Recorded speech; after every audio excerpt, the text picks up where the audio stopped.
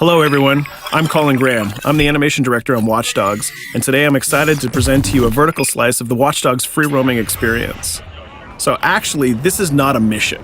Everything we're going to showcase today is completely systemic, and we're free to do as we please. We start off in the wards, the low-income district of our interpretation of Chicago. When creating the world of Watch Dogs, we wanted to stay true to the city and give a unique flavor to each and every neighborhood, not only in terms of the architecture, but also in terms of the people that you'll encounter and what is happening in their day-to-day lives.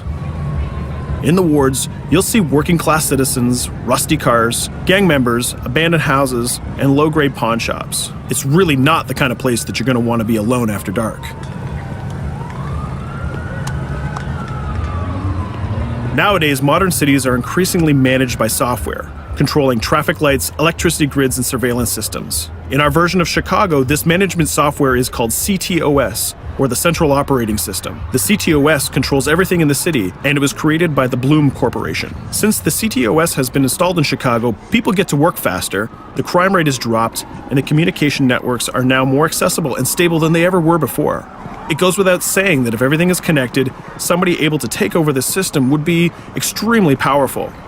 At this point in the game, we don't have control over this district's CTOS system. The icons that you see over people's head mean that we cannot hack into their mobile devices at the moment. We need to find the CTOS control center, install a backdoor virus into the system to take control over all of the infrastructure in this district. There it is, the CTOS control center.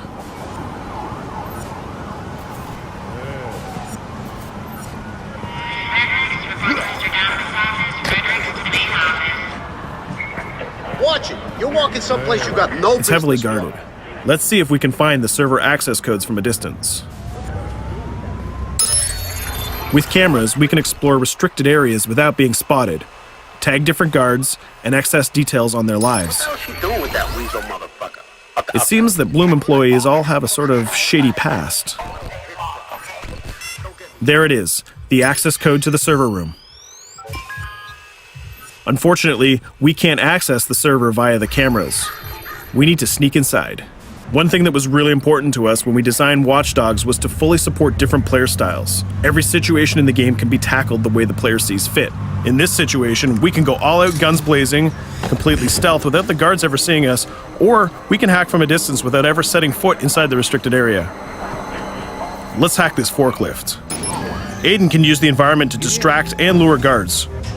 Pretty much anything you hack has multiple functions. So, for example, you could use this forklift to access the roof, or you could use it to create cover.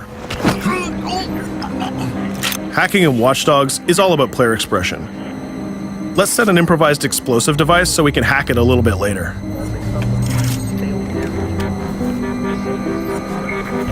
You'll also notice Aiden's low-profile stance. This indicates when the guards are unaware of our presence. We'll try to reach the upper level of the building to see if we can gain a vantage point over our opponents. Everything in the environment can be hacked, so we're going to make some dynamic cover. That's how you spend a day off. Some quality meat. We'll use this forklift to lure the guard towards our IED that we set earlier. Let's see how this plan unfolds. You're working them on.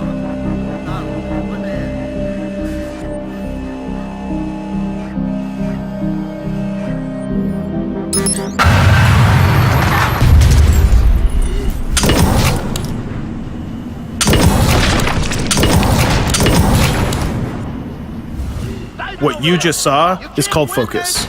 It represents Aiden's analysis capabilities and his quick reflexes. This gives the player more time to combine core game mechanics together, such as shooting, hacking, and driving, in order to handle more complicated situations.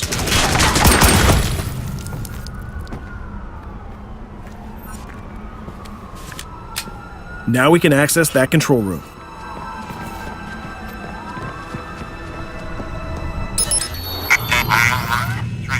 Drop 2, 5.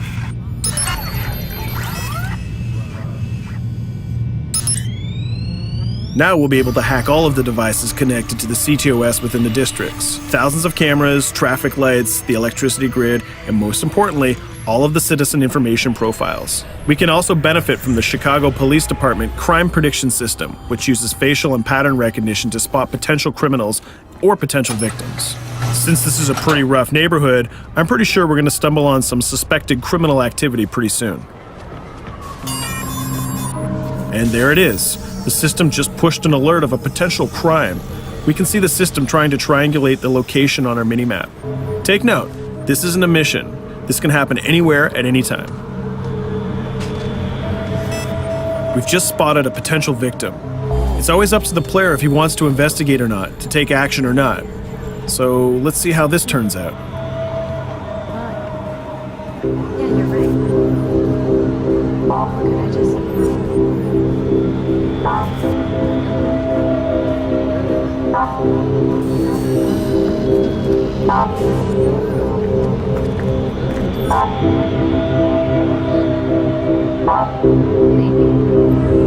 Could I just... You think you're leaving me? Huh? Jesus, I told you to stay away from me! You belong to me now. Get it? You better leave or I'll call the cops! I'll fucking kill you, goddammit. Get off! Yo, that was close. Good thing that we intervened. We managed to prevent the crime, but we triggered a chase. From here, the criminal's behavior is unpredictable. He can try to get away, shoot back at us, surrender, or call for backup.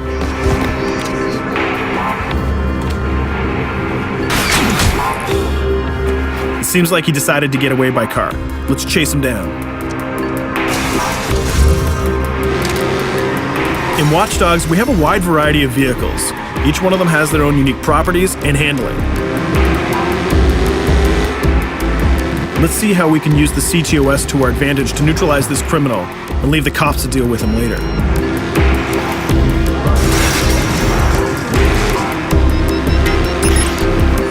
The chase stops right here. Using the blockers usually reserved for the cops during interventions, we managed to stop this criminal without killing him. This gives us a reputation bonus. This system is at the core of the Watch Dogs experience.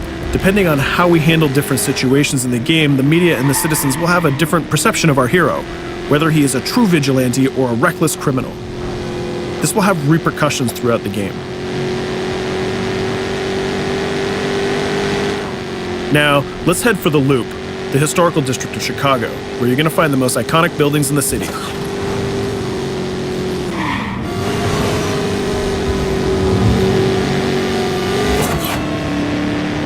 We're going to go to a gun shop to see what arsenal is available for players.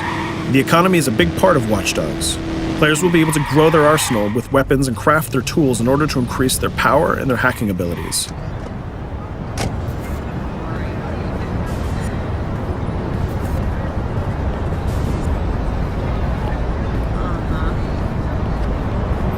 No, it's okay.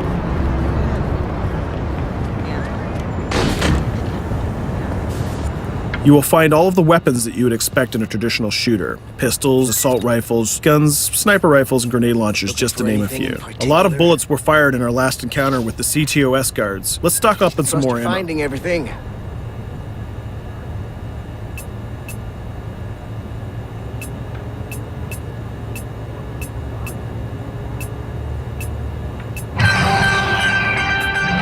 As we mentioned earlier, the media keep track of your actions and the citizens are going to react according to the perception that they have of you. Here, the media is reporting a crime in which you are the #1 suspect. The gun shop owner recognized you and decided to trigger a silent alarm to notify the police. Copy that. Possible wanted suspect presumed armed and dangerous. Police are now trying to locate the source of the threat using the surveillance system in the city, represented by the yellow circles on the minimap. Come in, PH3.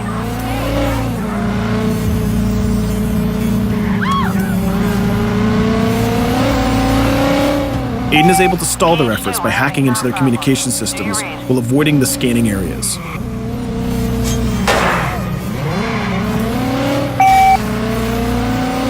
PH units, do you copy? Repeat, squad to all PH units. Once they've lost our trail, we can go back to our activities.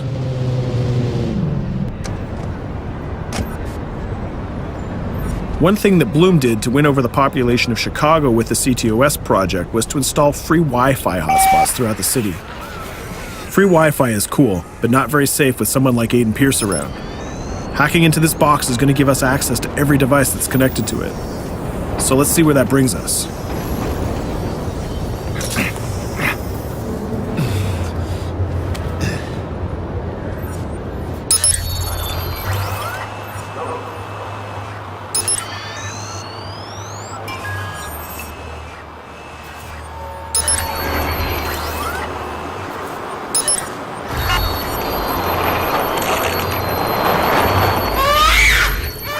We just hacked into the webcam of a laptop. It seems that we're in the apartment of a mother and we can hear her baby crying in the background.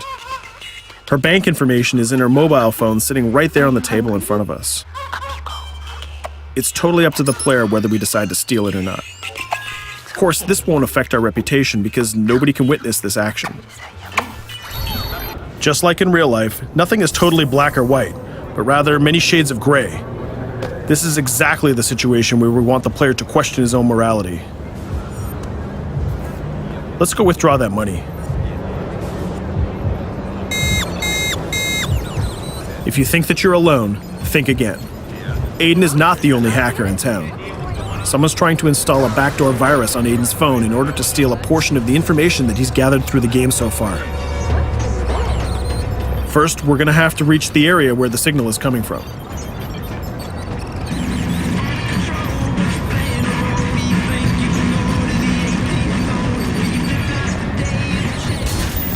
Using our profiler, we're going to try to identify the hacker before the installation finishes.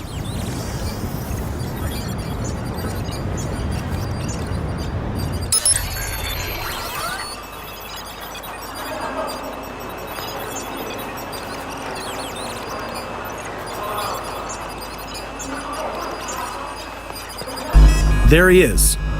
In Watch Dogs, things aren't always what they seem to be. This is actually another player that seamlessly came into our single-player experience. Let's not let him get away with this. We're going to teach this guy a lesson.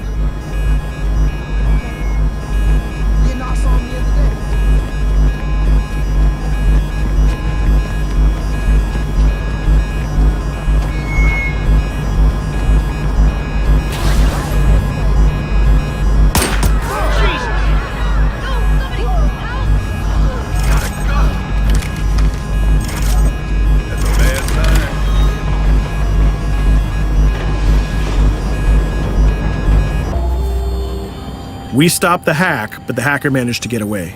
I don't know about you, but we can't let this pass by. We need to retaliate. Using the grid, let's see if we can find that second player. There he is. Let's enter his game seamlessly.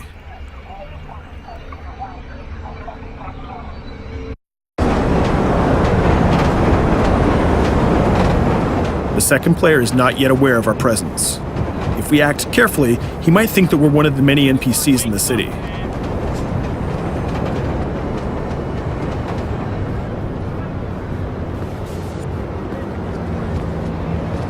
What was that?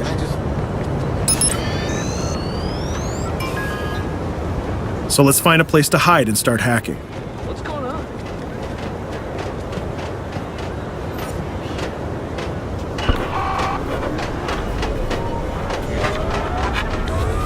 The second player has just been alerted that a breach has occurred on his phone. He's trying to find us using his profiler.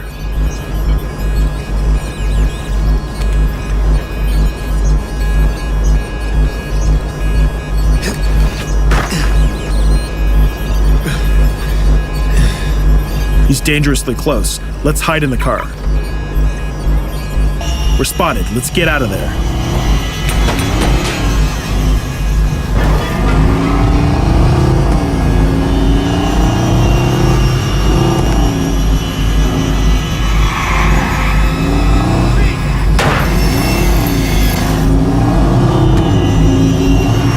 Let's set up an ambush right here. By dragging the other player back here into the alley, we make sure that no civilians get hurt during the firefight. We didn't succeed in hacking the second player, but we did get a little bit of revenge. So that's what we have time for today. We hope you enjoyed our quick gameplay session. Stay tuned for more about Watch Dogs.